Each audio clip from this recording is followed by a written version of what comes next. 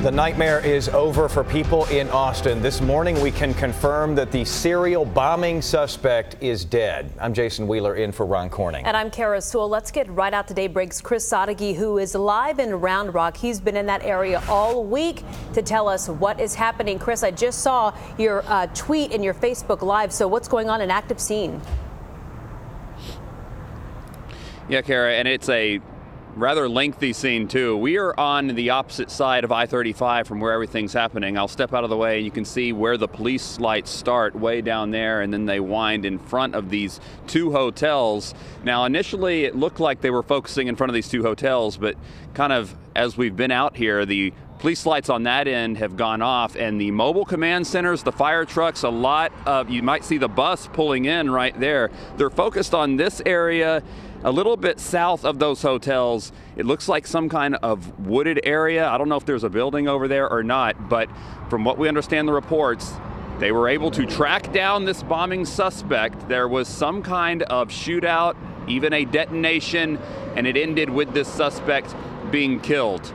We are waiting. We hope to get updates throughout the morning from police, all the agencies who've taken part in this investigation, the ATF, the FBI, they all had a hand in it. We're hoping to get more information on how this all went down and also how they were able to track down this suspect. We do know yesterday there were a lot of developments. You had the packages at the FedEx centers. You had the package out at the Austin airport. There was the case at the Goodwill, which they later said they don't think's connected, but they were focusing a lot of their investigation on that drop box in Sunset Valley, just a short distance from where that fourth bombing happened with the tripwire Sunday night. They were able to collect a lot of evidence. They were dusting for fingerprints. We'll wait to get the update, but one can probably guess that they were able to get a lot of evidence from those cases yesterday to track down this suspect, and he did not go quietly from what we're hearing. Jason and Kara. So, Chris, I know that they're probably not releasing a lot of information at this point, but when the first news broke, we heard about an officer-involved shooting. Do we know if any officers were hurt during this shootout when they were closing in?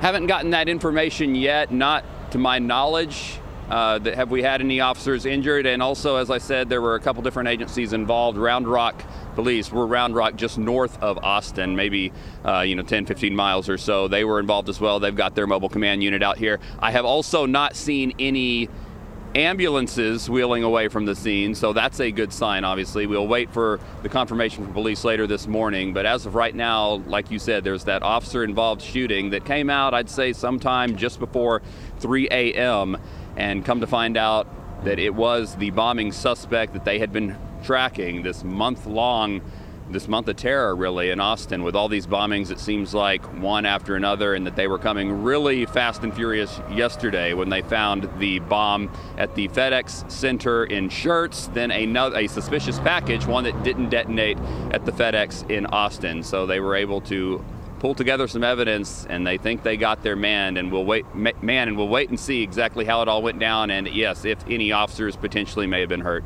And Chris, the fact that this all happened around 3 o'clock this morning really does underscore that whole notion that we had all of these agents working around the clock to try to track this guy down. Hopefully in the next little bit, at least somebody might be able to free up there and give us a briefing. So we'll check back in with you a little bit later on as you continue to gather more details out there at the scene. But this is going to be a big relief Absolutely. for a lot of people in Central Texas who may not have even gotten up and know this news yet. We do want to pass along that our station KView down there in Austin says that authorities actually used surveillance video from that FedEx store and that helped them to track down this suspect. So once they found this unexploded package, they were able to start building backwards from there. Okay, well, where was this sent from? Can we pull those cameras? Can we see if we might be able to track somebody down? And so we've seen those developments coming very fast after that. Yeah, investigators said yesterday that this was the biggest break they had in this case, is the fact that you weren't going to have to worry about piecing together an already detonated bomb. So this was a huge break for them. Perhaps we'll learn if that was the linchpin in finding this guy. But I know that yesterday, a lot of you out there, even here in Dallas and Fort Worth, I was getting my hair done, and that's all people were talking about at the hair salon. So you can imagine being in Austin and completely just freaked out. This is this terror potentially over. And it really is, just right down the road from us here. And of course, a lot of you have loved ones in the capital city, or maybe even are from there. And so, a lot of people here have been watching very closely what has been happening down there, plus just the randomness of all of this. Absolutely. So people in Austin, as we mentioned, definitely going to wake up relieved, as really people all over the state are this morning when they hear this news. All right, let's get to Hannah Davis, who I believe is watching things as well from our social media center, just kind of giving us the overview here of what we've seen so far and also what people are saying this morning. Hannah. Good morning, Jason. Well, so much has happened in the last month. This morning, we really want to break down the timeline of everything that's happened starting on March 2nd. So let's get right to it. Let's take a look right here. March 2nd, this was the first explosion we saw, and sadly, this was also the first death, a 39-year-old killed in this case. And at the beginning, Austin police were actually saying that this was an isolated incident and that this was not related to terror, but then just a few days later, things changed. That was when there was 2 explosions just hours from each other. The first on March 12th, that's when a 17-year-old young man was killed, and hours later, a woman in her 70s, an explosion went off at her home. She was taken to the hospital, is expected to recover. Then on March 18th, this is when we have that tripwire explosion. That was just Monday, guys. And then on Tuesday, things really ramped up. Overnight, we had the explosion at the FedEx Center just outside San Antonio, then another bomb found at a FedEx Center in Austin, and then an incendiary device at a Goodwill in Austin. And of course, Kara and Jason, you were both saying one of the big breaks may have been that unexploded bomb found at the FedEx station. And then, of course, this morning, there was the finding, the police say, of the suspect and his death. So hopefully this morning, after this crazy month of fear, people in Austin may be waking up with some sense of peace this morning. And of course, so many questions about who this person was and why they did what they did. We're going to keep continuing to follow this and bring you any answers we get. Back to you guys in the studio. All right, Hannah, we'll check in with you again here in just a bit as we continue to follow this. We want to turn now to the phone, where we've got our Rebecca Lopez on the phone. She, of course, has so many sources, not only here in North Texas, but throughout Texas. She's been following this case very closely as well from the law enforcement end of things. Rebecca, what can you tell us this morning? Because, as you know, the information that's actually trickling out from police is still preliminary right now. This is still a very active scene that's going on there in Round Rock, where they apparently have found this Austin bombing suspect, and he is now dead. Yes, obviously they've had a lot of really good information and evidence that they collected yesterday that led them to this suspect. And I have been monitoring, mainly my information is coming from the KVUE, our sister station, and they have reported that it's also very connected. And what he is saying is that they had the physical evidence from the store that he went and dropped off the box out in Sun Valley. And from that, they were able to get a receipt. They were also able to get surveillance video, and there is a picture out there on social media of a surveillance picture of him in that store. It looks like he's wearing gloves. He's wearing like a blonde wig, it looks like, and a baseball cap.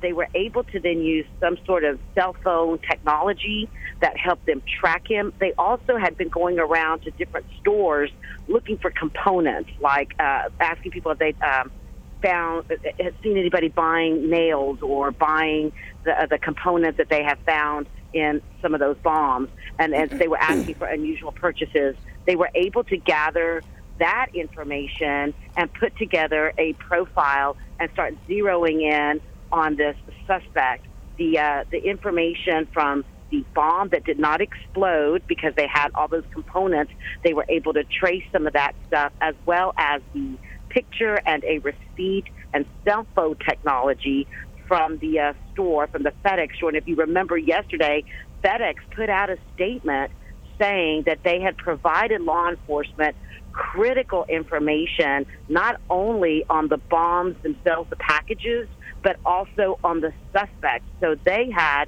this person's name and they were looking for him. And it was interesting. It coincidentally, last night when we were checking into the hotel late last night, there were Austin police officers there, and they were asking the clerk if he had seen anyone with curly red hair. Wow. And when I stepped out to go ask the Austin officer what they were doing, I asked him, is this related to the suspect that y'all are looking for in the bombings? And the female officer looked at me and she's like, I can't comment. After she asked me who I was. I don't know if that had anything to do with it, but they were canvassing hotels. Wow. Okay, so Rebecca, now that we have this situation where the suspected bomber is dead, have you heard anything from police as far as potential bombs that perhaps he could have already dropped off or shipped or any of that kind of thing? Is there still a concern that this isn't over even though he might be dead? Absolutely, there is still a concern. There was an incident outside of Pflugerville, or in Pflugerville, where there was some sort of device found overnight. At this time, they haven't related it to the suspect. We are actually en route to the suspect's home. We have a name. We cannot release it right now, but we are en route. We do have his name. There does not we've looked for his social media profile. There does not appear to be a lot of social media activity, or if they did, it's probably already been taken off. There's no post or pictures.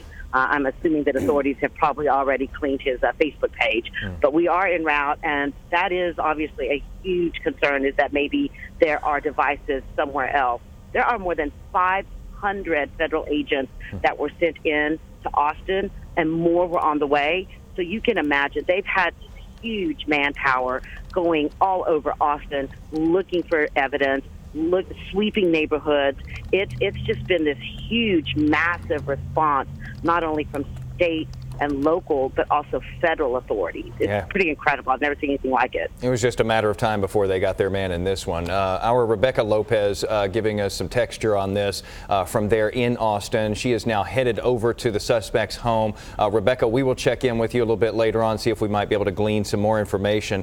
Just very quickly, our station there in Austin, KVUE, once again says that authorities have also gotten information from Google and from the suspect's computer history, confirming that he was looking at information on where to go to ship devices. So they're putting these pieces together, and we're seeing that information just sort of trickle out bit by bit here. And incredible, too, with cameras and your computer, the technology behind this playing a big role in catching him. Creates a trail. Right, very quickly.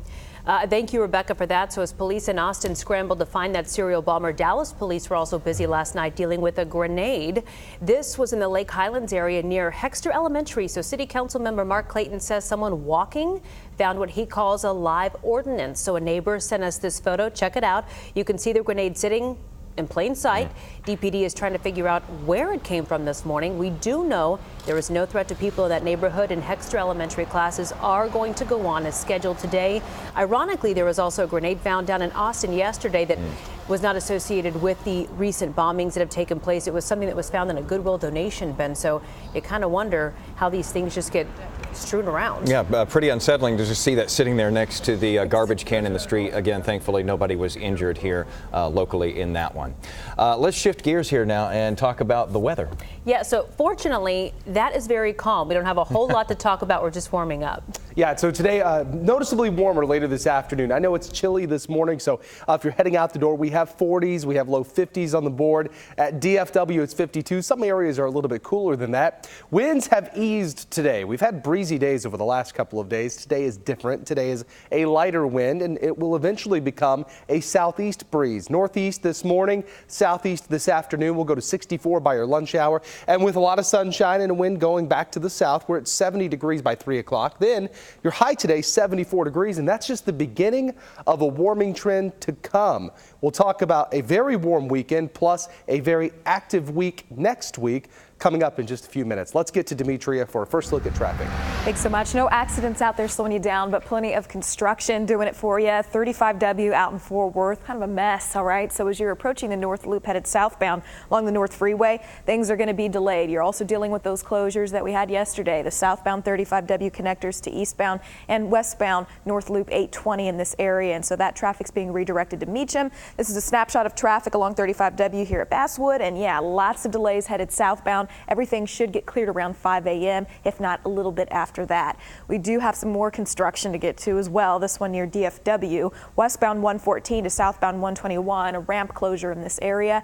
And then we got to talk about some construction and closures along 67. That could be slowing some of you down as well. But first, back to you all at the desk.